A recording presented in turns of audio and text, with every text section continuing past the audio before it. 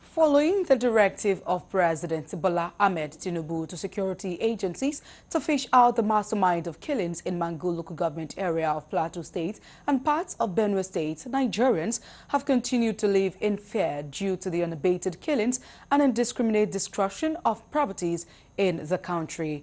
Galaxy TV's Bosoy Yakusak completes this report. According to data obtained from the Nigerian security trackers, the death from terrorism, banditry, headers, farmers' clashes, communal crisis, court clashes, and extrajudicial killings, among others, have risen to 63,111 people under former President Muhammadu Buhari's 8 years in office. Violence in Nigeria is motivated by political, economic, or social grievances. The militant Islamist movement Boko Haram is also active in northern Nigeria. Violence among ethnic groups, farmers, and herdsmen sometimes acquires religious overtones.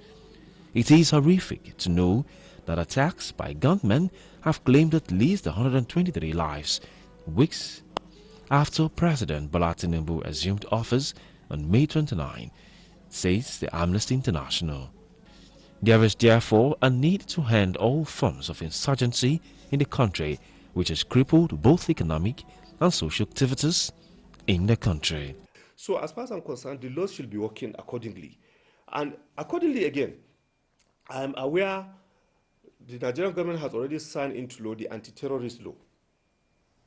Why is it that those that have been declared as terrorists cannot be confronted by the military? Without fear or favor, once you have been declared to be a terrorist, the law has said it very clearly. The government can tackle you by any means necessary, by any force available, to make sure that the country and the people are in peace. The corruption is just like a relay. This one run, as you are coming, you have done your own, carry the button, hand it over to the next person. He too, he is going to run in the same way, if not even worse, better, than you. That is the corruption something. Instead of stamping all the bad things and then let the country be patriotic, nationalism. If there's nationalism and unity, believe me sincerely, there will be no hoarding of this information like what Mr. President said. Protecting lives and properties should be the utmost priority of the new government. The Nigerian authorities must urgently take steps to stop the bloodshed since the Constitution stipulated this as government priority. To tell his service chiefs and tell his security chiefs that they have no option than to succeed. I'm happy he said that they should not work in cross purpose with his government. That's a good sign. We have a president who has a military background, but his background has not actually helped the country. He was a weak leader who cannot stand by his word, who cannot lead from the front line, who cannot protect his people, who also failed to live up to the expectations of Nigerians that they will have derived from experience in the army and experience in government.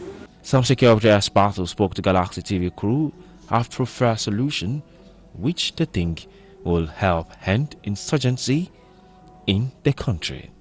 Then in some places like along this Bonungwari axis, where the military has been doing their best, you will see that they have some stations and checkpoints. As far as this operation is concerned, it's not supposed to have been where the military should be stationed. Because if a bandit have already marked a particular point where he knows that the military is stationed, he will avoid that point. So it will require patrol. They should intensify in their patrolling.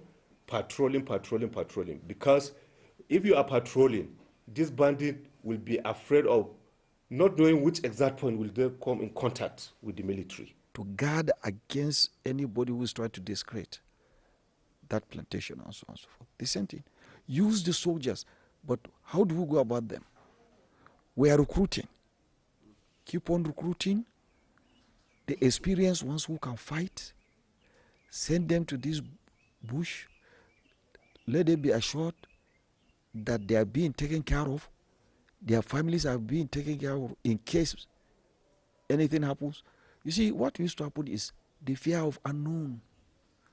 We are sent to do this thing. What happens to our families? What we are going to leave behind in case?